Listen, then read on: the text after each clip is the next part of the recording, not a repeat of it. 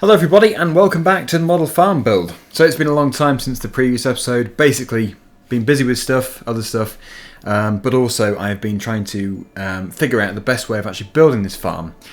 And on top of that I'm actually waiting for some parts as well, some different pieces of scenery. So there isn't an awful lot I can do in this episode, but at least it's a bit of an update for you. First of all, this is the Brushwood farm shed, which you may remember from my early RC Monday videos.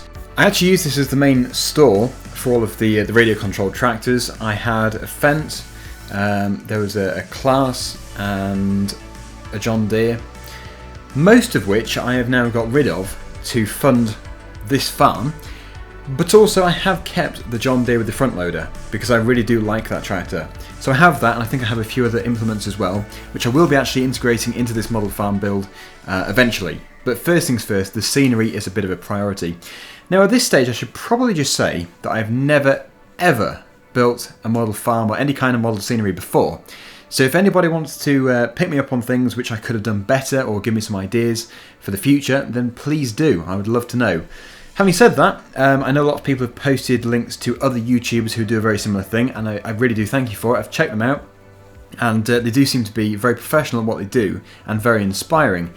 So I probably will watch those videos as well. I've watched a few, but I'll probably watch them more just as inspiration.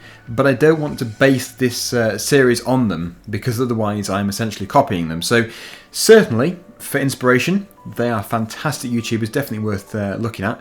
But yeah, this is going to be hopefully as unique as possible. So that is basically what is happening at the moment with the model farm. Let me just get the roof on here, and then we can move on to actually constructing some more of the scenery.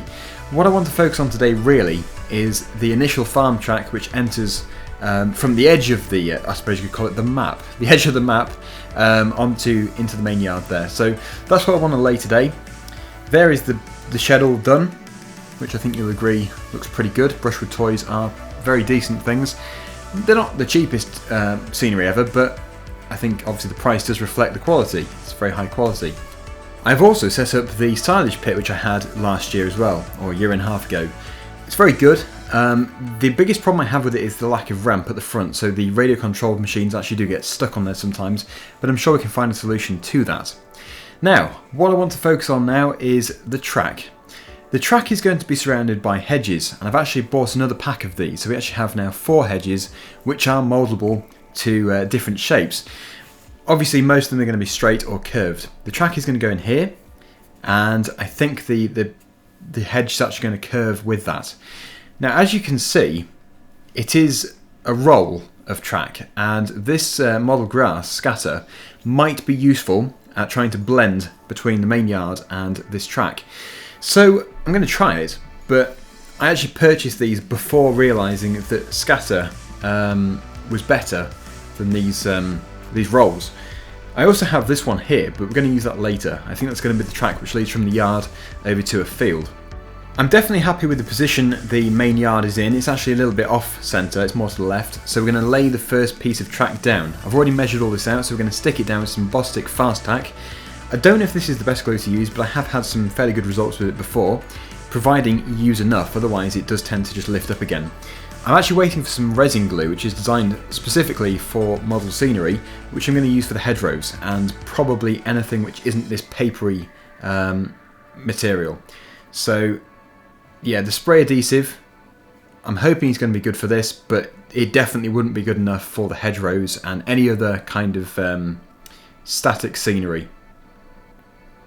Any of the models, the objects, all that kind of stuff, I would say the resin glue would be better. Now this must be left as flat as possible, otherwise obviously it's just going to lift up again. It's going to return to its original roll shape, as that's how it arrives when you buy some of this stuff.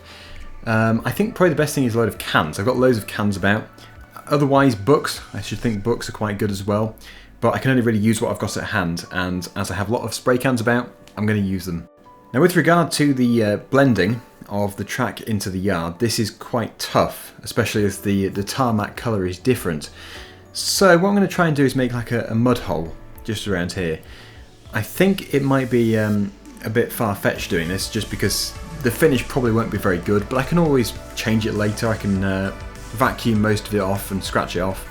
But what I want to do is just get the dirt, which is designed for the field, and a bit of grass, and just sort of mix them, well, not quite together, but just in the same area.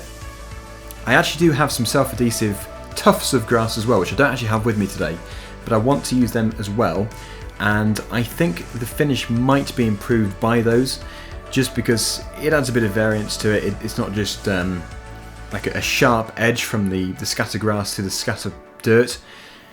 But obviously, this is all trial and error. I can always change it in the future if it looks terrible. I'm just testing a few things out here, and if anybody else has got any experience with this, then of course, please do let me know. I think this is probably where I messed up the most, putting too much of a sharp edge with the glue. It should have been a bit more, I should have sprayed from further away, then scattered, then vacuumed it off, and I should think the result would have been different. You won't actually see the result in this video. In fact, I haven't seen it myself, because I'm waiting for the glue to dry. But yeah, that's what I'm going to do in the future. Hold the glue further away, and then scatter. Moving on to the hedges. As you can see, we now have 4, and one of these needs to be curved. So I'm going to curve that into the corner, which is just over here. Then we'll use the scatter once again to blend between the hedgerow and the tarmac. Now these things are very ingenious because they do stay in the exact position you mould them into. Having said that, I did twist this one a bit, so it does need a bit of moulding, but overall the effect it gives is very impressive. So there is a closer look. The area this side of the hedge I'm hoping is going to be a grass field where we can have other tractors in there at work and other objects and scenery as well. Somewhere here is going to be a gate, so the hedge may have to be cut. But I'm just thinking of different ideas all the time. Also, I'm using your ideas, which you post in these videos, for inspiration in the future. I would say everything there looks good except for the scatter, but yeah, let's just wait and see what it looks like when I have vacuumed the rest of it off. On the other hand, the yard itself is looking much better, even though the hedges aren't actually glued down yet. So we're going to leave this video here. I think it's always good to have long breaks between each video. Not too long, but longish, just so I can appreciate your comments and put them to good use.